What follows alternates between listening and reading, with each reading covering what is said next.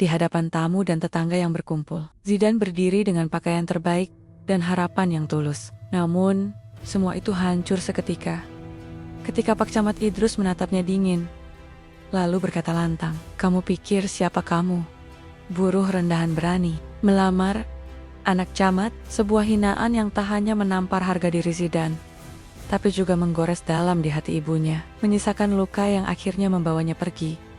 Bukan untuk lari, tapi untuk membuktikan bahwa nilai manusia tak pernah ditentukan oleh sebuah jabatan. Sahabat semuanya, sebelum kita lanjutkan cerita ini, silahkan tulis di kolom komentar dari mana sahabat menonton video ini. Jangan lupa bantu support channel ini dengan klik tombol subscribe, like, dan share. Semoga kebaikannya dibalas dengan kemudahan dan dikabulkan semua hajatnya. Amin ya robbal alamin. Langit di desa Sukajaya pagi itu tampak bersih dan terang, seolah menyambut semangat baru bagi siapapun yang bersedia bekerja keras. Burung-burung kecil terbang rendah di atas genting, dan embun belum sepenuhnya menguap dari rerumputan yang tumbuh di tepi jalan setapak. Di ujung barat desa, berdiri sebuah rumah sederhana, berdinding kayu, yang warnanya mulai pudar dimakan waktu. Di sanalah Zidane tinggal bersama ibunya yang sudah renta. Zidane, seorang pemuda berusia 25 tahun, memulai harinya seperti biasa. Usai salat subuh, ia menyeduh kopi untuk ibunya, lalu merapikan peralatan tukang yang akan ia bawa ke proyek pembangunan di dekat balai desa. Tubuhnya kurus berisi, dengan tangan kasar penuh kapalan, hasil bertahan-tahan, bekerja membelah batu dan mengangkat semen. Wajahnya teduh, dengan mata yang jujur dan dalam. Ia bukan pemuda yang banyak bicara, tapi setiap perkataannya selalu punya makna. "Ibu makan dulu ya," ucapnya lembut, meletakkan sepiring nasi dan tempe goreng di atas meja reot dekat jendela. Sang ibu, Bu Halimah, menatap putranya dengan senyum lelah namun penuh cinta. "Jangan lupa makan siang, Nak.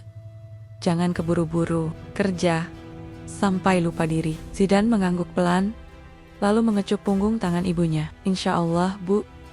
Doakan Zidane sehat terus ya." Dengan karung kecil berisi palu, meteran, dan gergaji tua, Zidane melangkah keluar. Jalanan desa masih sepi, hanya ada beberapa ibu yang sedang menyapu halaman. Ia menyapa mereka dengan anggukan dan senyum ramah. Di desa ini, semua orang mengenal Zidane sebagai pemuda yang baik hati, selalu bersedia membantu tanpa pamrih. Ia bukan orang besar, bukan pula dari keluarga terpandang, tapi tak ada satupun warga yang meragukan kejujuran dan ketekunannya.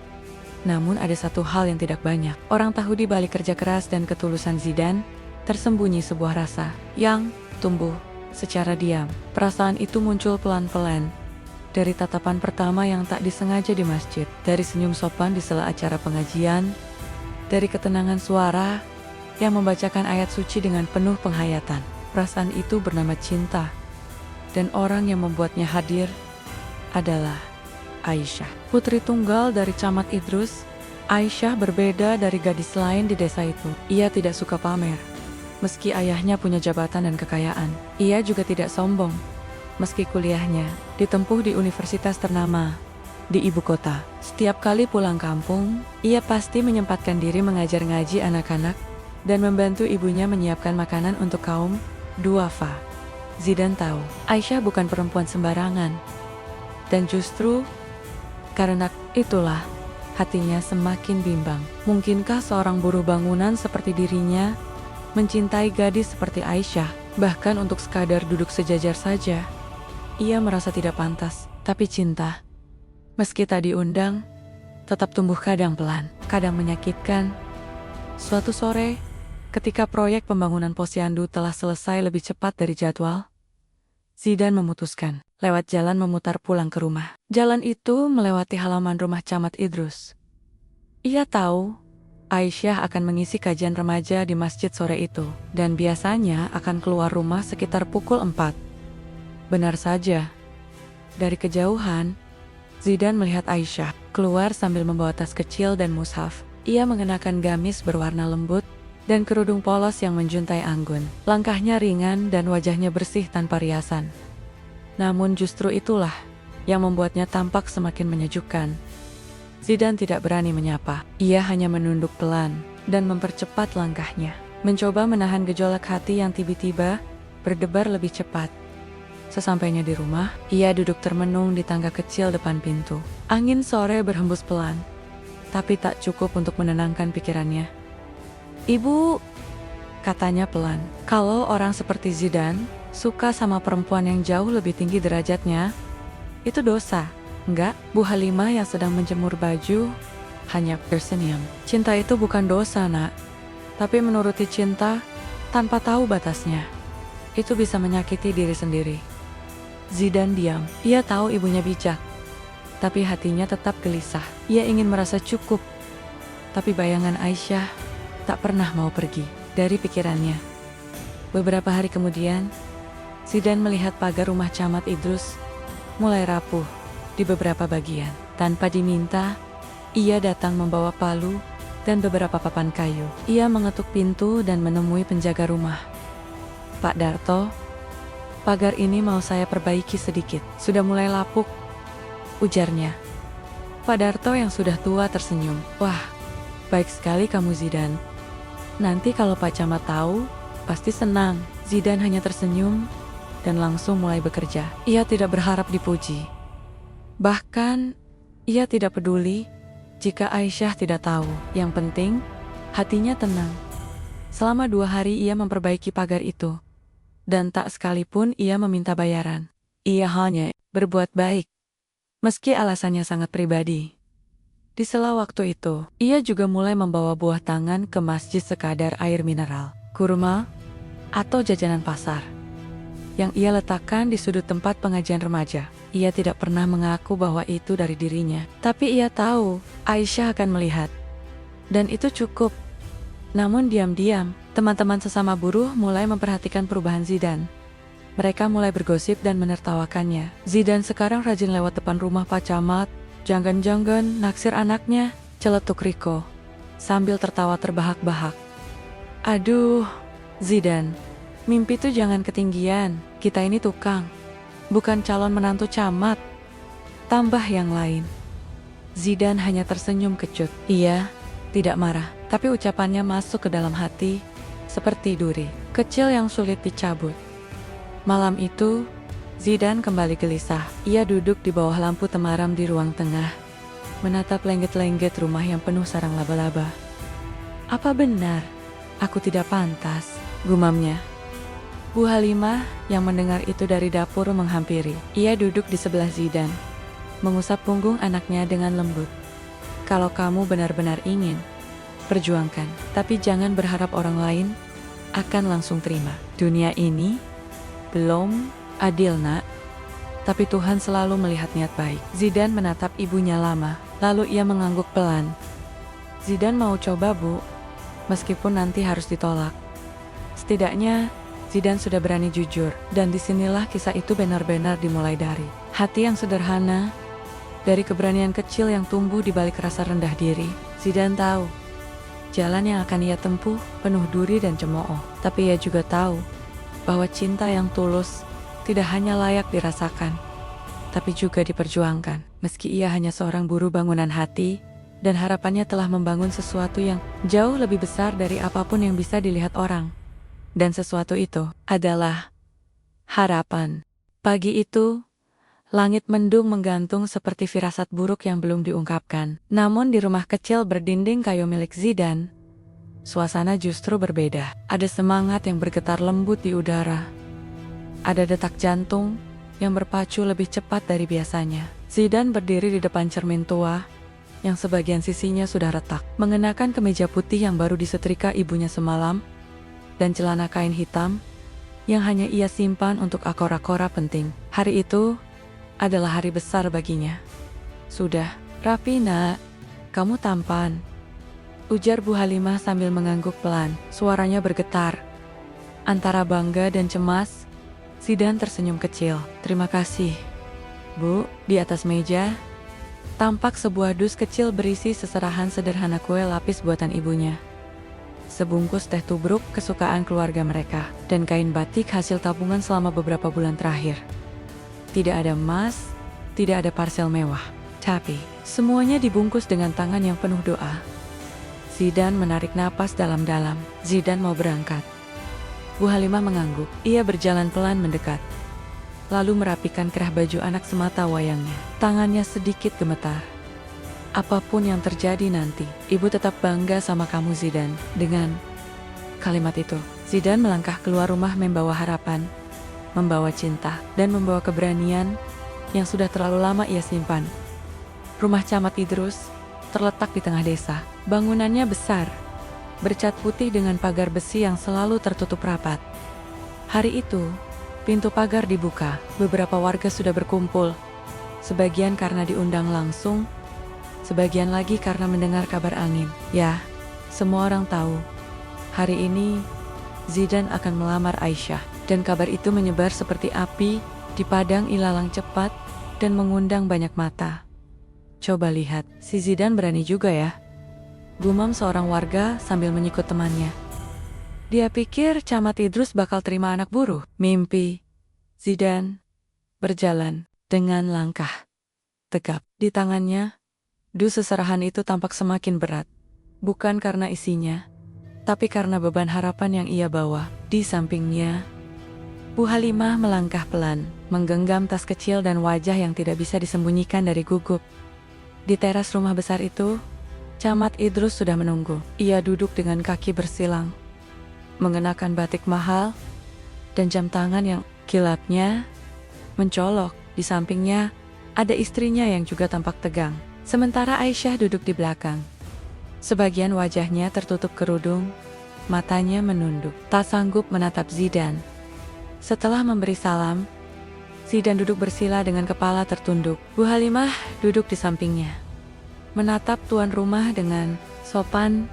Maaf kalau kedatangan kami mengganggu, ucap Bu Halimah dengan suara lembut. Kami kesini dengan niat baik. Anak saya Zidan ingin melamar putri Bapak. Camat Idrus tidak langsung menjawab. Ia menatap Zidan dari ujung rambut sampai kaki. Matanya dingin, tajam, seperti sedang menilai harga barang murahan. Zidan memberanikan diri berbicara.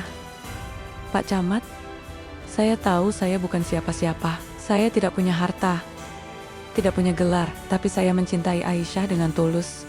Dan saya bersumpah akan menjaganya dengan seluruh hidup saya. Sesaat, suasana hening. Ibu-ibu yang hadir menahan napas. Beberapa pria mulai menggeleng pelan. Aisyah menggigit bibir bawahnya, tangannya gemetar di pangkuan. Dan saat itulah, tawa mengejek keluar dari mulut Camat Idrus. Bukan tawa lepas, tapi tawa merendahkan. Buruh bangunan, mau melamar anak saya? Zidan terdiam. Ia menunduk lebih dalam. Bu Halimah mencengkeram ujung jilbabnya erat-erat. Camat Idrus berdiri. Suaranya meninggi. Nadanya tajam seperti belati. Kamu pikir ini lelucon? Kamu kira rumah ini terbuka untuk siapa saja? Dengarkan baik-baik, Zidan. Anak saya bukan untuk orang rendahan seperti kamu.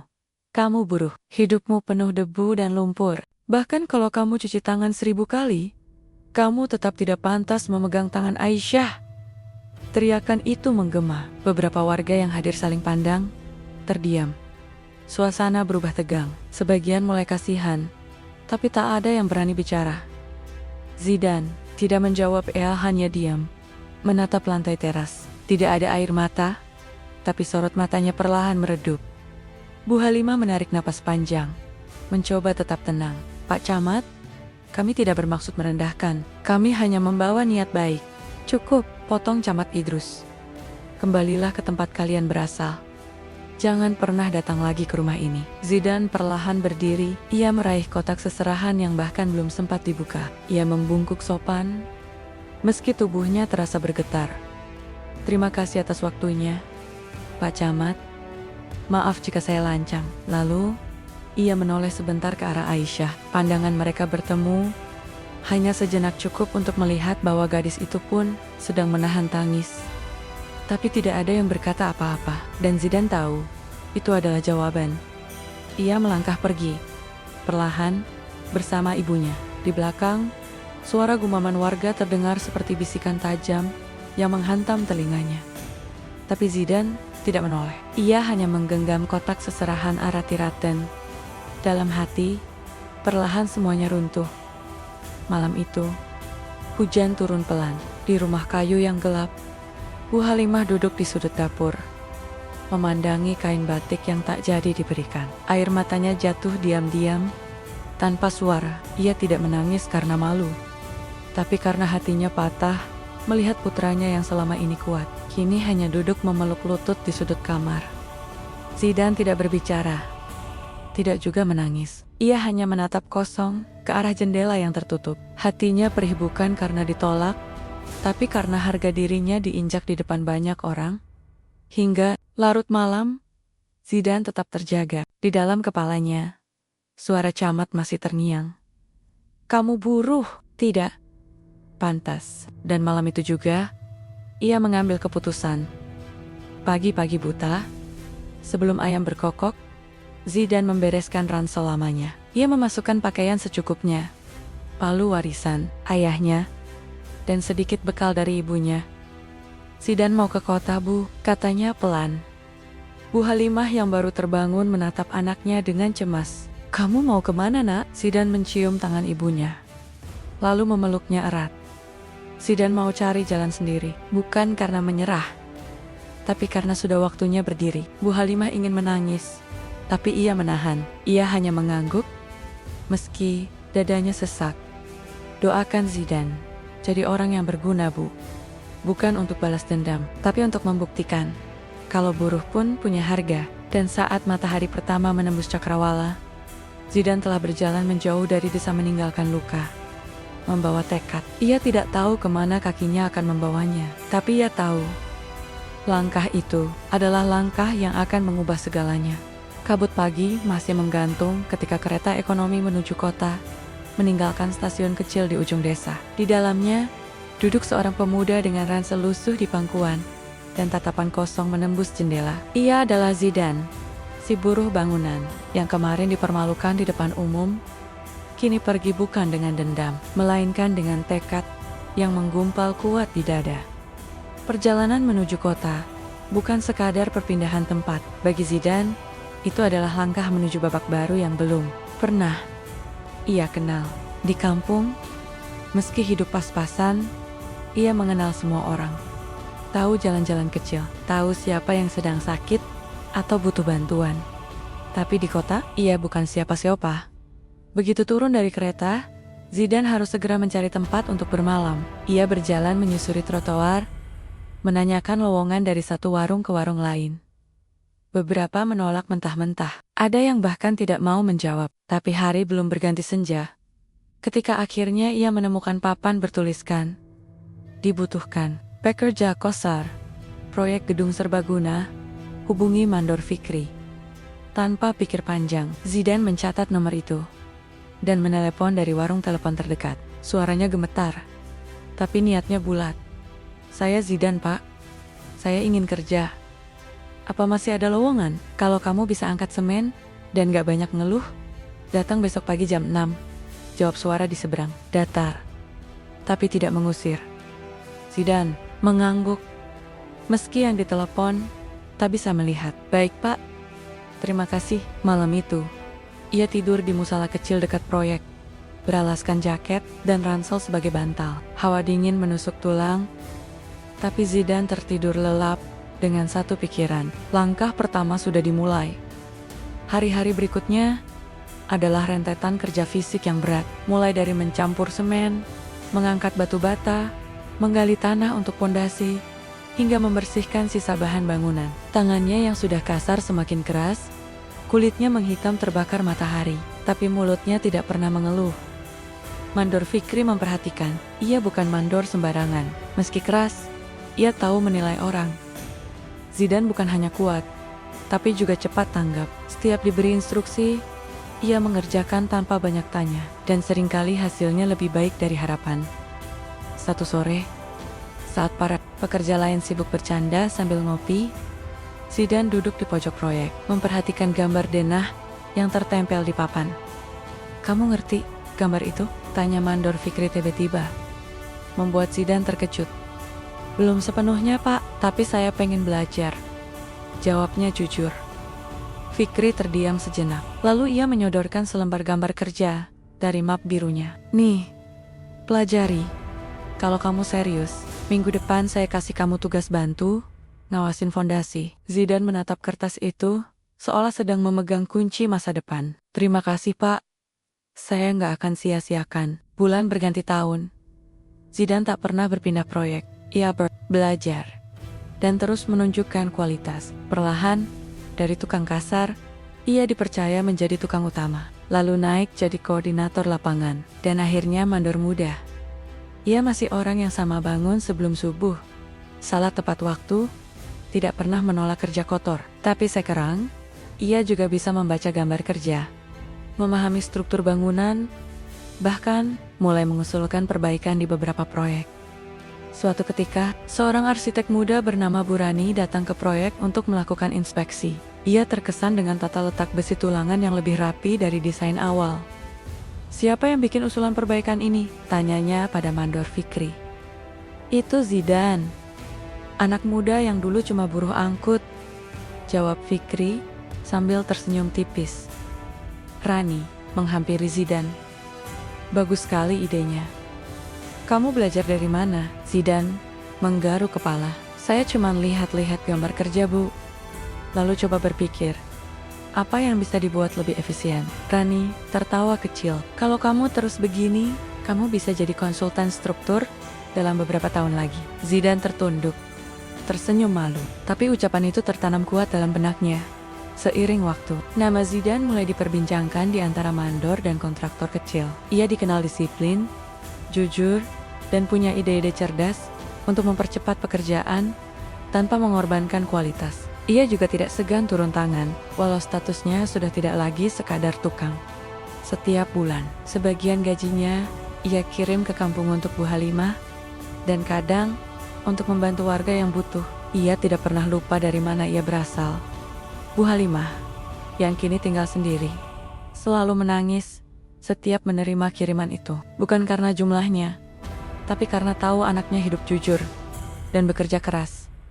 Tapi di balik keberhasilan yang mulai menampakkan bentuk, Zidan tidak pernah melupakan satu kalimat yang dulu diucapkan Camat Idrus. Kamu buruh.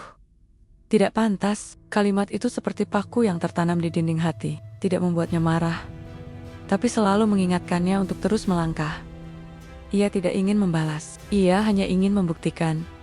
Sementara itu, kampung halaman Zidan mulai menghadapi masalah. Setelah beberapa tahun ganti kepemimpinan dan proyek, pembangunan dikebut oleh pemerintah desa.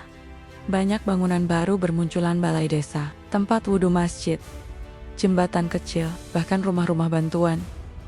Tapi semuanya terasa rapuh. Dinding yang baru dicat sudah retak dalam hitungan bulan. Jembatan desa goyang saat dilintasi. Banyak warga mulai bertanya-tanya, kemana larinya dana pembangunan? Tapi tidak ada yang berani bersuara keras. Beberapa proyek dikerjakan asal-asalan, bahan bangunan diganti yang murah, dan tukang-tukangnya seringkali bukan orang yang berpengalaman. Ironisnya, semua pembangunan itu dikerjakan oleh orang-orang yang dulunya menertawakan Zidan Timanman sejawatnya, yang dulu mengejek mimpinya, kini jadi pelaksana proyek desa. Dan buruk. Camat Idrus, yang kini sudah pensiun dan digantikan oleh orang baru, hanya bisa menyaksikan dari jauh. Saya, yang sekarang mengajar di sekolah dasar desa, pernah mengirim pesan pada Dinas Pekerjaan Umum, mengeluh soal kualitas bangunan, tapi belum ada tindak lanjut yang nyata. Di tengah desa yang mulai retak secara harfiah dan simbolik, nama Zidan mulai terdengar kembali. Beberapa warga membicarakannya dalam bisik-bisik. Kata Pak Darto, Zidan sekarang kerja di kota. Sudah jadi mandor besar. Dia sering kirim uang ke Bu Halimah. Loh, diam-diam bantu bangun rumah warga juga. Tapi Zidan belum pernah pulang. Belum. Karena ia tahu, waktunya belum tiba. Tapi saat desa mulai ambruk secara harfiah dan moral takdir mulai menyiapkan panggilan yang tak bisa diabaikan. Dan Zidan, yang dulu hanya buruh dengan cinta yang ditertawakan, kini sedang membangun lebih dari sekadar gedung ia. Sedang membangun harga diri beta, demi beta. Langit hitam, menggantung di atas desa Sukajaya, seperti amarah yang tertahan terlalu lama. Angin bertiup kencang, menggoyangkan pohon-pohon, dan menerbangkan daun-daun kering. Hujan turun dengan deras. Tak seperti biasanya, seakan bumi pun ikut menangis. Hari itu, awal musim hujan yang datang lebih cepat dari perkiraan. Dalam beberapa jam saja, sawah-sawah terendam, parit-parit meluap, dan tanah yang gembur mulai bergeser. Tidak ada yang benar-benar siap. Pemerintah desa hanya mengimbau warga untuk waspada. Tapi tidak ada evakuasi dini. Tidak ada rencana darurat. Saat malam menjelang, dan hujan belum juga reda, tanah di lereng utara desa mulai meretak. Di sanalah berdiri puluhan rumah. Termasuk rumah Pak Camat Idrus, yang sejak pensiun tinggal bersama Aisyah. Retakan kecil itu membesar. Lalu terdengar suara seperti gemuruh tanah longsor. Beberapa rumah tertimbun separuh. Sebagian lagi hancur total. Jeritan warga memecah malam. Anak-anak berlari, ibu-ibu menangis, dan kaum lelaki mencoba menggali reruntuhan dengan tangan kosong. Sinyal telepon menghilang. Listrik padam. Desa gelap gulita, diterangi hanya oleh senter dan pelita tua. Rumah Camat Idrus rata dengan tanah. Ia dan Aisyah selamat, tapi kehilangan segalanya. Pagi harinya, suasana seperti neraka pasca kehancuran. Jalan utama tertutup lumpur dan batu besar. Jembatan kecil roboh, masjid retak-retak. Rumah-rumah bantuan yang dibangun dengan dana desa hanya bertahan seperti kardus basah runtuh. Hancur, menyisakan serpihan. Tak ada ambulans, tak ada bantuan cepat. Pemerintah Kabupaten Baru merespons lewat surat digital. Tim akan dikerahkan secepat mungkin. Tapi warga tahu, itu bisa berarti berhari-hari. Sementara itu, mereka kelaparan, kedinginan, dan tak tahu harus tidur di mana. Camat yang dulu tegas dan disegani, kini duduk di bawah tenda darurat. Wajahnya pucat, tangannya gemetar. Tak ada lagi yang bisa ia lakukan. Masa jabatannya sudah berakhir. Kekuasaan hanya tinggal nama, dan semua yang pernah ia banggakan sudah rata dengan tanah. Aisyah dengan sabar menenangkan warga, membagikan roti kering seadanya, dan memeluk anak-anak yang trauma. Tapi ia tahu, semua ini tidak cukup. Desa itu butuh lebih dari sekadar doa dan harapan. Mereka butuh pertolongan nyata. Dan sayangnya, tidak ada yang mampu. Orang-orang mulai menyesali proyek-proyek asal-asalin yang dulu mereka banggakan. Jalan yang mudah retak, fondasi rumah yang dangkal, jembatan tanpa perhitungan teknis. Mereka mulai menyadari, desa ini dibangun dengan kebohongan. Lalu, satu nama kembali muncul dalam bisik-bisik. Zidan. Zidan mendengar kabar itu dari pesan singkat Bu Halimah. Nak, desa longsor, banyak yang luka, rumah Pak Camat hancur, warga bingung. Kalau kamu bisa pulang, pulanglah nak. Pesan itu masuk saat Zidan sedang memantau proyek perumahan di pinggiran kota. Hujan deras juga mengguyur daerah tempatnya bekerja. Tapi proyek mereka Mangkarena dibangun dengan standar karena dihitung, direncanakan, dan diuji. Zidan berdiri lama, menatap layar ponselnya. Di dalam dadanya, ada gejolak yang selama ini ia pendam. Ia sudah berjanji untuk tidak pulang sebelum ia benar-benar siap. Tapi ini bukan soal pembuktian, ini soal kemanusiaan. Esoknya, Zidan pamit kepada atasannya. Ia minta cuti darurat, dan tanpa banyak bicara, ia naik bus, membawa ransel, laptop kerja, dan satu niat, membangun kembali desanya. Kepulangan Zidan ke desa Sukajaya tidak disambut karpet merah. Tidak ada yang mengangkat spanduk. Ia turun dari bus dengan jaket hujan, menginjak lumpur yang menggenang di jalan utama. Beberapa warga melihatnya dengan pandangan campur aduk ada yang lega, ada yang ragu, dan tidak sedikit yang masih menyimpan sinis. Itu Zidan ya, bisik seorang ibu. Yang dulu ditolak Pak Camat, ngapain dia balik sekarang? Zidan tidak menjawab. Ia langsung menuju lokasi longsor. Melihat kondisi struktur tanah, reruntuhan rumah, dan sisa-sisa bangunan. Beberapa warga mendekat. Ada juga yang memilih menjauh. Malam itu, ia tinggal di rumah ibunya yang juga rusak. Meski tidak parah, di dalam ruangan lembab dan gelap, ia membuka laptop, menggambar skema kasar, menghitung struktur sementara, dan menyusun daftar material darurat yang bisa dimanfaatkan dari puing-puing. Pagi-pagi buta, ia mulai bergerak. Ia kumpulkan para pemuda desa, ajak mereka bicara, tunjukkan rencana. Kalau kalian percaya, kita bisa mulai kerja hari ini. Tapi kalau tidak, saya akan tetap kerja sendiri, ucapnya tegas. Semua terdiam, hingga seorang pemuda angkat tangan. Kalau kamu punya rencana, kami ikut. Dan hari itu, dengan alat seadanya, pembangunan dimulai. Bukan untuk gaya-gayaan, bukan dengan pidato panjang, tapi dengan kerja. Zidane membagi warga dalam kelompok. Pembersih puing, pengangkut bahan, tim dapur umum. Ia menggunakan sistem kerja yang ia pelajari di kota terstruktur. Jelas, tanpa celah korupsi. Di lokasi, rawan longsor. Ia pasang tanggul darurat. Ia instruksikan penggunaan batu besar dan anyaman bambu sebagai penguat lereng. Ia susun rumah-rumah darurat dari sisa material, tapi dengan pondasi benar dan atap tahan air. Setiap langkah ia jelaskan, setiap keputusan ia buktikan dengan hitungan. Warga mulai terkesan. Yang awalnya ragu, kini ikut bekerja. Bahkan, para ibu mulai datang membawa makanan untuk para relawan. Anak-anak membantu mengangkat peralatan ringan. Media lokal mendengar berita ini. Mereka datang dan meliput. Pemuda desa bangun kembali kampungnya yang longsor, tanpa bantuan pemerintah. Di tenda darurat, Camat Idrus mendengar kabar itu dari anak buahnya. Pak, Zidane sekarang pimpin pembangunan. Warga ikut dia semua. Idrus terdiam. Ia menatap keluar. Melihat sekilas Zidane sedang memberi arahan, sambil memegang cetakan peta lereng. Ada sesuatu dalam hatinya yang mencubit keras. Sore itu, Idrus berjalan pelan menuju lokasi.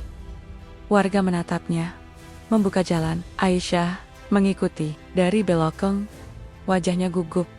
Zidane melihatnya. Ia menunduk sopan. Camat Idrus berdiri di hadapan pemuda yang dulu ia hina di depan umum. Kini, pemuda itu berdiri kokoh. Dengan seragam kerja yang lusuh tapi penuh wibawa, ia menarik napas panjang. Zidane, suaranya berat. Saya tahu kamu tidak punya kewajiban, tapi bisakah kamu bantu kami membangun kembali desa ini? HENING.ZIDAN menatap mata lelaki itu. Tidak ada dendam, tidak ada senyum puas, hanya ketenangan. Pak Camat, saya tidak bantu karena diminta. Saya pulang karena desa ini juga rumah saya, dan semua orang tahu. Harga diri yang dulu meruntuhkan Zidane, kini runtuh sendiri di hadapan ketulusan. Pagi itu, matahari akhirnya muncul. Setelah berhari-hari diselimuti awan kelabu, cahayanya menembus sela-sela daun yang masih basah oleh sisa hujan malam sebelumnya. Udara desa Sukajaya terasa segar, tapi masih menyisakan aroma lumpur, serpihan, kayu, dan debu reruntuhan. Namun, ada sesuatu yang berbeda. Suara palu, derak kayu, dan tawa pelan para pemuda desa yang mulai bekerja bersama. Di antara mereka, Zidane berdiri dengan helm proyek di kepala, sepatu boot penuh lumpur, dan papan gambar di tangan kiri. Ia bukan lagi pemuda pemalu yang menunduk saat bicara. Ia kini pemimpin lapangan, seorang pemuda desa yang mengubah luka menjadi tenaga dan cemooh menjadi kekuatan. Setiap hari, ia membagi pekerjaan. Siapa yang menggali pondasi? Siapa yang merangkai besi? Siapa yang bertugas mengatur distribusi bahan bangunan? Ia bahkan mengatur shift kerja untuk memastikan tidak ada yang kelalaian. Bukan karena ingin cepat selesai, tapi karena ia ingin semua merasa punya peran dalam membangun kembali rumah mereka. Para pemuda yang dulu suka nongkrong di warung kopi kini berubah menjadi tukang yang disiplin. Mereka tak lagi menunggu perintah, tapi berebut tugas. Bahkan beberapa bapek-bopak yang dulu ikut mencibir Zidane kini mengikuti arahan dengan hormat. Bangunan itu bukan soal tembok berdiri, kata Zidane suatu sore saat memberi pelatihan dasar konstruksi, tapi soal pondasi dan hati yang mau saling menopang. Posko tanggap darurat juga dibentuk. Zidane meminta ruang kosong di balai desa untuk dijadikan pusat logistik dan pelaporan. Ia atur alur bantuan dari luar, mencatat setiap pengeluaran, dan menyusun kebutuhan jangka pendek dan panjang. Setiap laporan dibuat transparan. Tidak ada uang yang menguap tanpa jejak. Warga mulai percaya, bukan hanya pada Zidane, tapi pada kejujuran yang selama ini mereka anggap tidak mungkin hadir dalam sistem pembangunan desa.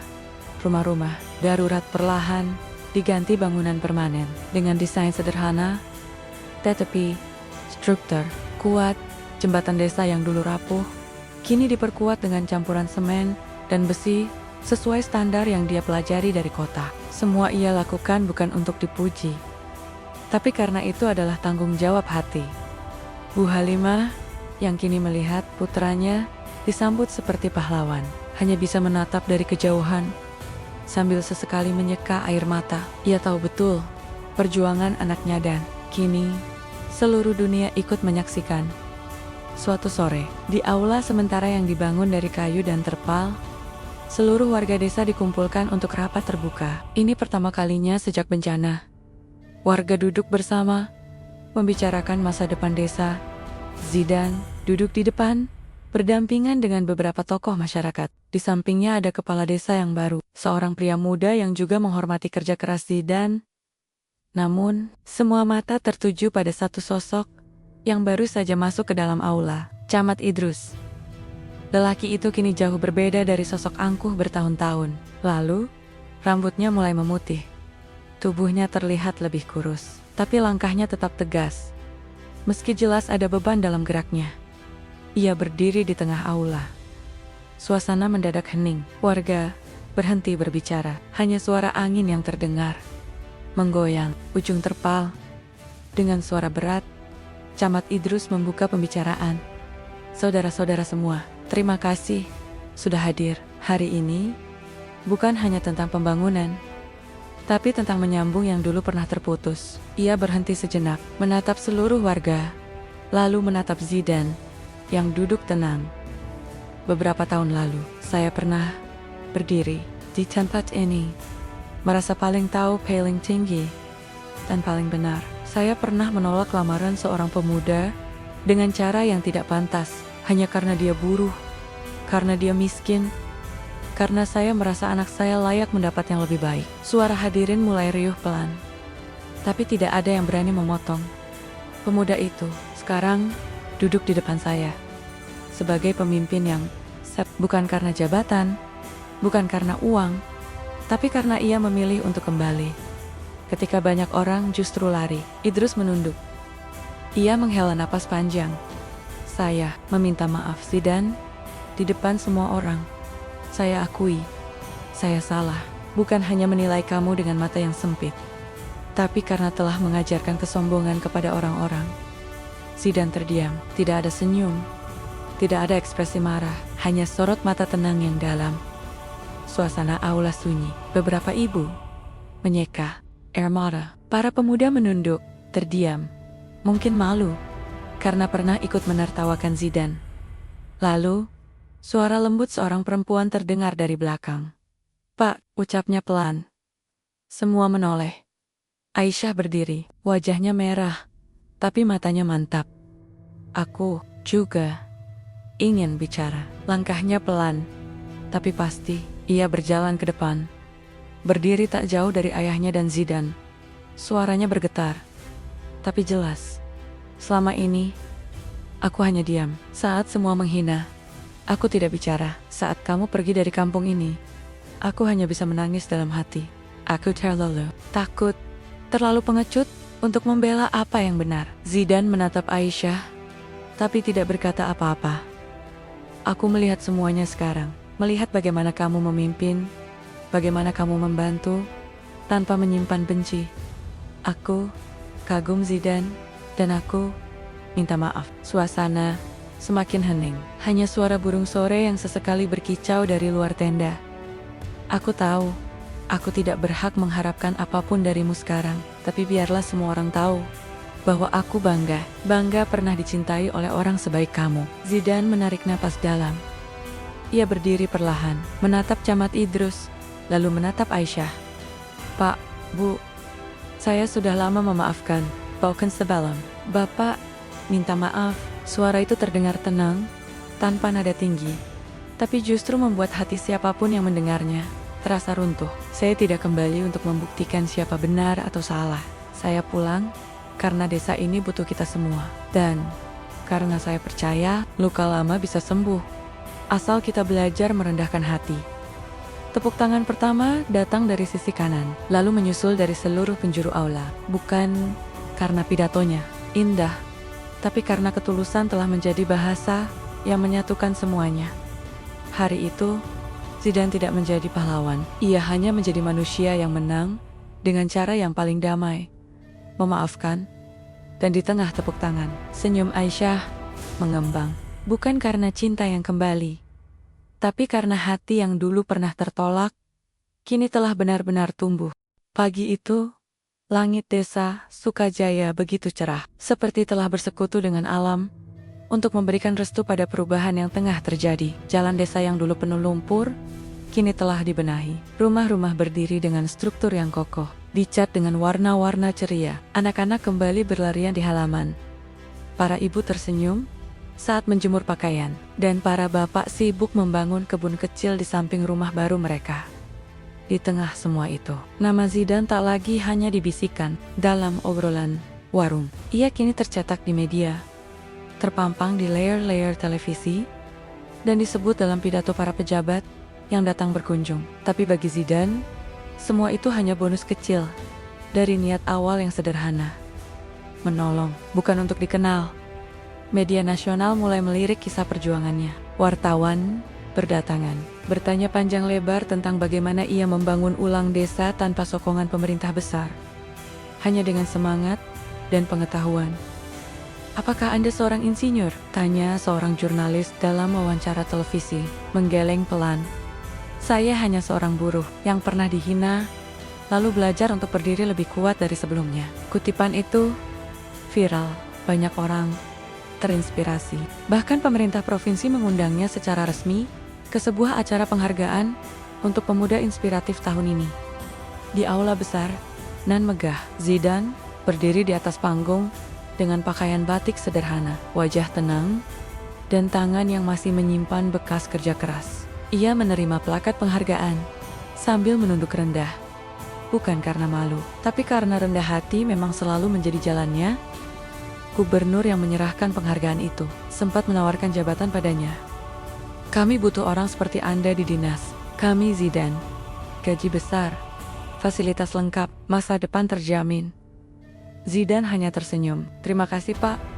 Tapi rumah saya di Sukajaya. Di sanalah masa depan yang ingin saya bangun." Kembali ke desa, Zidane tidak beristirahat. Ia tahu pembangunan fisik hanya satu bagian kecil. Yang lebih penting adalah membangun manusia. Ia mendirikan kelas keterampilan untuk pemuda desa, mengajari mereka dasar bangunan, pengelolaan proyek, bahkan etika kerja. Ia juga mengundang relawan dari kota untuk berbagi ilmu. Setiap malam minggu, balai desa berubah menjadi ruang belajar. Ia menolak semua tawaran jabatan formal, tidak ingin duduk di balik meja, tidak ingin terikat sistem yang dulu pernah melukainya. Ia lebih memilih berada di tengah warga, mendengar langsung keluhan mereka, dan mencari solusi bersama. Zidane bukan kepala desa, bukan camat, bukan pejabat, tapi warga datang padanya lebih dulu, sebelum datang ke siapapun. Bukan karena ia berkuasa, tapi karena ia dipercaya. Di sisi lain, Aisyah yang kini mengajar tetap di SD desa, juga mulai kembali hadir dalam hari-hari Zidane, tidak dengan drama cinta yang berlebihan, tidak dengan janji manis, atau rayuan seperti dalam dongeng. Mereka berbicara dalam bahasa sederhana tentang anak-anak yang kesulitan membaca, tentang bangku sekolah yang masih perlu diperbaiki, tentang cita-cita kecil untuk membangun perpustakaan desa yang benar-benar layak. "Kalau kamu bisa bangun satu kampung, aku yakin kita bisa bangun satu ruang baca kecil," ucap Aisyah sambil tertawa ringan suatu sore. Zidane tertawa juga, menatap gadis yang dulu ia cintai diam-diam, kini berdiri di sisinya sebagai teman seperjuangan. Hubungan mereka tumbuh perlahan, tidak dibangun dari janji, tapi dari saling menghargai, tidak dari romansa yang menggebu, tapi dari kepercayaan yang terus dibangun hari demi hari. Aisyah tidak lagi menjadi mimpi yang terlalu tinggi, ia menjadi nyata. Karena Zidane tidak pernah berusaha memilikinya. Hanya terus memperbaiki dirinya sendiri hingga takdir mengizinkan mereka berjalan bersama. Beberapa bulan kemudian, sebuah bangunan baru berdiri megah di tengah desa. Balai desa yang dulu hancur kini dibangun kembali. Lebih besar dan kuat, dengan ruang serbaguna dan pusat kegiatan warga. Di halaman depannya, berdiri sebuah prasasti kecil bertuliskan, "Bangunan bisa runtuh, tapi harapan tidak boleh." Zidane Suwato. Sore, Zidane berdiri di depan bangunan itu. Jaket kerjanya tergantung di bahu, tangan diselipkan ke saku celana, dan matanya menatap langit senja yang berwarna jingga kemerahan. Ia menarik napas pelan. Tak ada rasa ingin disanjung, tak ada keinginan untuk dikenang sebagai pahlawan. Ia hanya ingin hidup dengan tenang, bermanfaat, dan bermakna. Bu Halimah datang menghampiri, menggandeng tangan Aisyah yang membawa sekeranjang makanan. "Makan dulu, Nak," kata ibunya lembut. Zidane menoleh dan tersenyum kecil. Ea mengganggak, mengambil keranjang itu, lalu menatap bangunan yang mereka bangun bersama. Bukan hanya dari batu dan semen, tapi dari harga diri, kesabaran, dan hati yang tak pernah menyerah. Ia bukan siapa-siapa. Ia tidak punya jabatan, tidak punya gelar. Tapi hari ini, semua tahu, harga diri tak pernah diukur dari jabatan, tapi dari bagaimana seseorang berdiri saat dunia merendahkannya. Dan Zidane telah berdiri tegak, utuh, dan menginspirasi.